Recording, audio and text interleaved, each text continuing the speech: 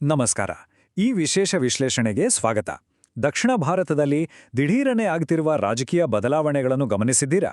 2029ರ ಮಹಾ ಚುನಾವಣೆಗೆ ಈಗಿನಿಂದಲೇ ಭರ್ಜರಿ ತಯಾರಿ ನಡೀತಿದೆ. ಬನ್ನಿ, ಈ ಸಂಕೀರ್ಣ ರಾಜಕೀಯ ಲೆಕ್ಕಾಚಾರಗಳನ್ನು ಆದಷ್ಟು ಸರಳವಾಗಿ ಬಿಡಿಸಿ ನೋಡೋಣ. ಈ ಕಥೆ ಶುರುವಾಗೋದೇ ಒಂದು ಅನಿರೀಕ್ಷಿತ ಟ್ವಿಸ್ಟ್ನಿಂದ. ತೆಲಂಗಾಣ ಮುಖ್ಯಮಂತ್ರಿ ರೇವಂತ್ ರೆಡ್ಡಿಯವರು ಇತ್ತೀಚೆಗೆ ಒಂದು ಕುತೂಹಲಕಾರಿ ಹೇಳಿಕೆ ಕೊಟ್ಟಿದ್ದಾರೆ. ಅದೇನ್ ಗೊತ್ತಾ? 2029ರಲ್ಲಿ ಇಂಡಿಯಾ ಒಕ್ಕೂಟವನ್ನು ಮುನ್ನಡೆಸಲು ಕೇಂದ್ರದಲ್ಲಿ ಪಕ್ಷದ ಜವಾಬ್ದಾರಿ ಹೊರಲು ರಾಹುಲ್ ಗಾಂಧಿಯವರನ್ನ ಒಕ್ಕಿಸಿದ್ದೇವೆ ಅಂತ. ಇದು ರಾಷ್ಟ್ರೀಯ ರಾಜಕಾರಣದಲ್ಲಿ ದೊಡ್ಡ ಸಂಚಲನವನ್ನೇ ಸೃಷ್ಟಿಸಿದೆ. ಈಗ ಈ ಇಡೀ ರಾಷ್ಟ್ರೀಯ ಕಾರ್ಯತಂತ್ರದ ಹಿಂದಿನ ಅಸಲಿ ಗುಟ್ಟೇನು ಅಂತ ಅರ್ಥ ಮಾಡ್ಕೊಳ್ಬೇಕಲ್ವೇ? ಅದಕ್ಕಾಗಿ ನಾವು 5 ಪ್ರಮುಖ ಅಂಶಗಳ ಮೇಲೆ ಬೆಳಕು ಚೆಲ್ಲಲಿದ್ದೇವೆ. 2029ರ ಗುರಿ: ತಮಿಳುನಾಡು ಮತ್ತು ಕೇರಳದ ಹೊಸ ಲೆಕ್ಕಾಚಾರಗಳು, ದಕ್ಷಿಣ ಭಾರತದ ಭದ್ರಕೋಟೆ, ಹಾಗೂ ಈ ಹೊಸ ನೀಲನಕ್ಷೆಯ ಹಿಂದಿರುವ ರಿಸ್ಕ್ ಅಥವಾ ಅಪಾಯಗಳು. ಮೊದಲನೇದಾಗಿ, ಈ 2029ರ ಪಿಚ್ ಅಂದ್ರೆ ನಾಯಕತ್ವದ ಕೊರತೆಯನ್ನು ತುಂಬುವ ಪ್ರಯತ್ನ. ಈ ಘೋಷಣೆಯ ಸಮಯ ಮತ್ತು ತಂತ್ರಗಾರಿಕೆಯನ್ನು ಸ್ವಲ್ಪ ಗಮನಿಸೋಣ. ಇಷ್ಟೊಂದು ಆತುರವಾಗಿ ಈ 2029ರ ಮುನ್ನಡೆ ಯಾಕಾಗ್ತಿದೆ? ಕಾರಣ ಸ್ಪಷ್ಟ. ಪಶ್ಚಿಮ ಬಂಗಾಳದಲ್ಲಿ ಮಮತಾ ಬ್ಯಾನರ್ಜಿ ಹಾಗೂ ತಮಿಳುನಾಡಿನಲ್ಲಿ ಕೆ ಸ್ಟಾಲಿನ್ ಅವರು ಇತ್ತೀಚೆಗೆ ತಮ್ಮ ತಮ್ಮ ರಾಜ್ಯಗಳಲ್ಲಿ ಸ್ವಲ್ಪ ಹಿನ್ನಡೆ ಅನುಭವಿಸಿದ್ದಾರೆ. ಇದರಿಂದ ಇಂಡಿಯಾ ಒಕ್ಕೂಟದಲ್ಲಿ ಒಂದು ರೀತಿಯ ನಾಯಕತ್ವದ ಶೂನ್ಯತೆ ಅಥವಾ ವ್ಯಾಕ್ಯೂಮ್ ಸೃಷ್ಟಿಯಾಗಿದೆ. ಈ ಜಾಗವನ್ನು ತುಂಬಲು ಮತ್ತು ಒಂದು ಗಟ್ಟಿ ನಿಲುವು ಪ್ರದರ್ಶಿಸಲು ಪಕ್ಷವು ಅತ್ಯಂತ ವೇಗವಾಗಿ ಈ ಹೊಸ ಹೆಜ್ಜೆ ಇಡ್ತಿದೆ. ಈಗ ಎರಡನೇ ಭಾಗಕ್ಕೆ ಬರೋಣ. ಅದೇ ತಮಿಳುನಾಡು ಗ್ಯಾಂಬಲ್ ಅಥವಾ ಮೈತ್ರಿಗಳ ಹೊಸ ಯುಗ. ದಶಕಗಳ ಹಳೆಯ ಮೈತ್ರಿಗಳಿಂದ ಹೊರಬಂದು ಹೊಸ ದಾರಿ ಹಿಡಿದಿರೋದು ನಿಜಕ್ಕೂ ಒಂದು ಅಚ್ಚರಿಯ ನಡೆ. ಇಲ್ಲಿ ಒಂದು ದೊಡ್ಡ ವ್ಯತ್ಯಾಸವನ್ನ ನಾವು ಗಮನಿಸಲೇಬೇಕು. ರಾಜಕೀಯ ವಿಶ್ಲೇಷಕರು ಹೇಳುವಂತೆ ಡಿಎಂಕೆ ಜೊತೆಗಿನ ಮೈತ್ರಿಯಲ್ಲಿ ಒಂಥರ ಉಸಿರುಗಟ್ಟುವ ವಾತಾವರಣ ಇತ್ತು. ಅಲ್ಲಿ ಕೇವಲ ಕಿರಿಯ ಪಾಲುದಾರನ ಸ್ಥಾನ ಮತ್ತು ಕಥಾನಕವೆಲ್ಲ ಡಿಎಂಕೆ ಕಂಟ್ರೋಲ್ನಲ್ಲಿತ್ತು. ಆದರೆ ಈಗ ನಟ ವಿಜಯ್ ಅವರ ಹೊಸ ಪಕ್ಷ ಟಿವಿಕೆ ಜೊತೆಗಿನ ಮೈತ್ರಿಯು ಜಾತ್ಯತೀತ ಪ್ರಾದೇಶಿಕ ಸಹಕಾರದ ಹೊಸ ಅಧ್ಯಾಯವನ್ನು ತೆರೆಯುತ್ತಿದೆ. ಯುವಜನತೆಯನ್ನ ಸೆಳೆಯಲು ಇದೊಂದು ಫ್ರೆಶ್ ಸ್ಟಾರ್ಟ್ ಅಂತಾನೆ ಹೇಳಬಹುದು. ಈ ಹೊಸ ಪಾಲುದಾರಿಕೆಯಿಂದ ಇಬ್ಬರಿಗೂ ಲಾಭವಿದೆ.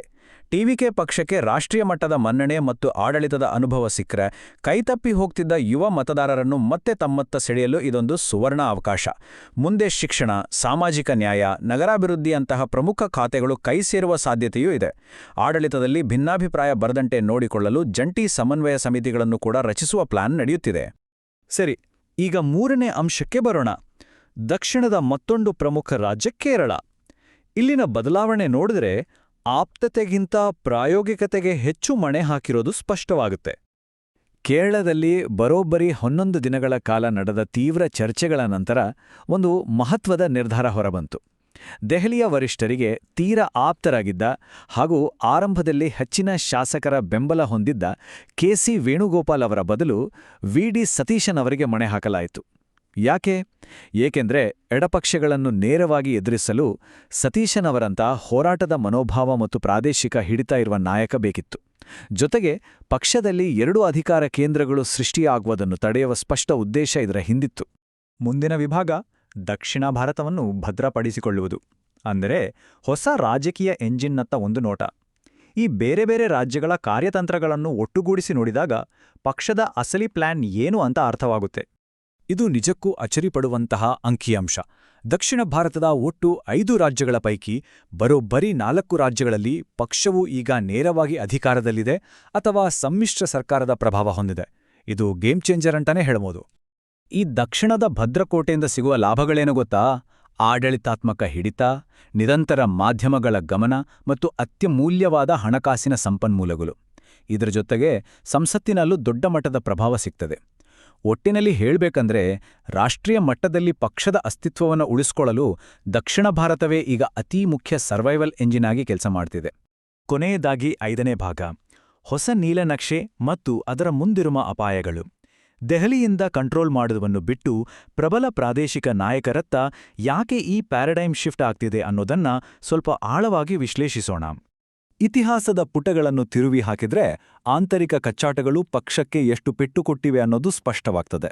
ಪಂಜಾಬ್ನಲ್ಲಿ ಅಮರಿಂದರ್ ಸಿಂಗ್ ಮತ್ತು ಸಿಧು ನಡುವಿನ ಜಗಳ ಅಧಿಕಾರವನ್ನೇ ಕಸಿದುಕೊಂಡಿತು. ರಾಜಸ್ಥಾನದಲ್ಲಿ ಗೆಹ್ಲಾಟ್ ಪೈಲಟ್ ನಡುವಿನ ಶೀತಲ ಸಮರ ಇಡೀ ಆಡಳಿತವನ್ನು ಅಲುಗಾಡಿಸಿತ್ತು. ಇನ್ನು ಛತ್ತೀಸ್ಗಢದ ಬಘೇಲ್ ಸಿಂಗ್ ದೇವ್ ಬಿಕ್ಕಟ್ಟು ಹಾಗೂ ಕರ್ನಾಟಕದಲ್ಲಿ ಸಿದ್ದರಾಮಯ್ಯ ಮತ್ತು ಡಿಕೆ ಶಿವಕುಮಾರ್ ನಡುವಿನ ಅಧಿಕಾರ ಹಂಚಿಕೆಯ ಗೊಂದಲಗಳು ಎಲ್ಲರಿಗೂ ಗೊತ್ತಿರುವ ವಿಚಾರವೇ. ಇಂತಹ ದಶಕಗಳ ಹಳೆಯ ಒಳಜಗಳಗಳಿಗೆ ಬ್ರೇಕ್ ಹಾಕಲೇಬೇಕು ಅಂತ ಹೊಸ ನಾಯಕತ್ವ ಈ ಬದಲಾವಣೆಗೆ ಮುಂದಾಗಿದೆ. ಸರಳವಾಗಿ ಹೇಳಬೇಕೆಂದ್ರೆ, ದೆಹಲಿಯಲ್ಲಿ ಕೂತು ರಿಮೋಟ್ ಕಂಟ್ರೋಲ್ ಮೂಲಕ ರಾಜ್ಯಗಳನ್ನು ನಡೆಸುವ ಹಳೆಯ ಸೂತ್ರಕ್ಕೆ ಈಗ ಗುಡ್ ಬೈ ಹೇಳಲಾಗುತ್ತಿದೆ. ಅದರ ಬದಲಾಗಿ ರಾಜ್ಯ ಮಟ್ಟದಲ್ಲಿ ವರ್ಚಸ್ಸು ಇರುವ ಪ್ರಬಲ ಹಾಗೂ ಸ್ವತಂತ್ರ ನಾಯಕರನ್ನ ಬೆಳೆಸುವತ್ತ ಒಲವು ತೋರಲಾಗುತ್ತಿದೆ. ಇದೊಂದು ಮಹತ್ವದ ಬದಲಾವಣೆ. ಇದೆಲ್ಲ ನೋಡ್ತಿದ್ರೆ ನಮ್ಮ ತಲೆಯಲ್ಲಿ ಒಂದು ಪ್ರಶ್ನೆ ಮೂಡುವುದು ಸಹಜ. ಈ ರಾಷ್ಟ್ರೀಯ ಪಕ್ಷವು ಈಗ ಕೇವಲ ವಿಜಯ್ ಮತ್ತು ಸಿದ್ದರಾಮಯ್ಯ ಅವರಂತಹ ಮಾಸ್ ಲೀಡರ್ಗಳನ್ನು ನಂಬಿಕೊಂಡಿರುವ ಪ್ರಾದೇಶಿಕ ಶಕ್ತಿಗಳ ಒಂದು ಒಕ್ಕೂಟವಾಗಿ ಬದಲಾಗ್ತಿದ್ಯಾ? ಯೋಚಿಸಬೇಕಾದ ವಿಚಾರ ಅಲ್ವಾ? ಆದರೆ ನೆನಪಿರಲಿ, ಈ ಹೊಸ ಕಾರ್ಯತಂತ್ರವೇನೂ ಸುಲಭದ ಹಾದಿಯಲ್ಲ. ಇದರಲ್ಲೂ ದೊಡ್ಡ ಮಟ್ಟದ ಅಪಾಯಗಳಿವೆ. ಒಂದು ವೇಳೆ ತಮಿಳುನಾಡಿನಲ್ಲಿ ಟಿವಿಕೆ ಜೊತೆಗಿನ ಪ್ರಯೋಗ ಫೇಲಾದರೆ ಅಲ್ಲಿ ಪಕ್ಷ ಸಂಪೂರ್ಣ ಏಕಾಂಗಿಯಾಗುವ ರಿಸ್ಕ್ ಇದೆ. ಜೊತೆಗೆ ಹಳೆಯ ದೋಸ್ತಿ ಡಿಎಂಕೆ ಕೋಪಗೊಂಡ್ರೆ ಪ್ರತಿಕಾರದ ದಾಳಿಗಳೂ ಆಗಬಹುದು. ಇತ್ತ ಕೇರಳದಲ್ಲಿ ಅವಕಾಶ ವಂಚಿತ ವೇಣುಗೋಪಾಲ್ ಬೆಂಬಲಿಗರಿಂದ ಆಂತರಿಕ ಭಿನ್ನಮತ ಸ್ಫೋಟಗೊಳ್ಳುವ ಸಾಧ್ಯತೆಯೂ ಇದೆ. ಮುಂಬರುವ ಟಿಕೆಟ್ ಹಂಚಿಕೆ ಮತ್ತು ಕ್ಯಾಬಿನೆಟ್ ರಚನೆಯ ಸಮಯದಲ್ಲಿ ಈ ಹೊಸ ಸೂತ್ರದ ಅಸಲಿ ಪರೀಕ್ಷೆ ನಡೆಯಲಿದೆ. ಈ ಎಲ್ಲ ವಿದ್ಯಮಾನಗಳಿಂದ ನಾವು ಕಲಿಯಬಹುದಾದ ಅತಿ ದೊಡ್ಡ ಪಾಠವೆಂದರೆ, ಅಧಿಕಾರ ಕೇವಲ ಚುನಾವಣೆಗಳಲ್ಲಿ ಮಾತ್ರ ಕಳೆದು ಹೋಗೋದಿಲ್ಲ, ಕೆಲವೊಮ್ಮೆ ಪಕ್ಷದ ಒಳಗಡೆಯೂ ಕಳೆದು ಹೋಗುತ್ತದೆ ಅನ್ನೋದು. ರಾಷ್ಟ್ರೀಯ ಮಟ್ಟದಲ್ಲಿ ಗೆಲ್ಲುವ ಮುನ್ನ ಪಕ್ಷದ ಒಳಗಿನ ಆಂತರಿಕ ಸ್ಥಿರತೆ ಎಷ್ಟು ಮುಖ್ಯ ಅನ್ನೋ ಸತ್ಯ ಈಗ ಎಲ್ಲರಿಗೂ ಅರಿವಾದಂತಿದೆ.